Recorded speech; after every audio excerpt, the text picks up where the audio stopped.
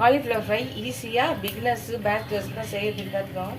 கடாயில் எண்ணெய் ஊற்றி கடுகு உளுத்தம்பருப்பு கடலப்பருப்பு எல்லாம் போட்டு நல்லா பொரிஞ்சு வதங்கினோடனே வெங்காயம் ஒரு மீடியம் சைஸில் ஒரு 2 போட்டுக்கலாம். அது நல்லா வதங்கினோடனே கொஞ்சம் மஞ்சள்தூள் போட்டுக்கலாம். அது வதங்கட்டும். ரெட் சில்லி பவுடர் 1 ஸ்பூன் போட்டுக்கலாம். அதை வதங்கிக்கிட்டோம்.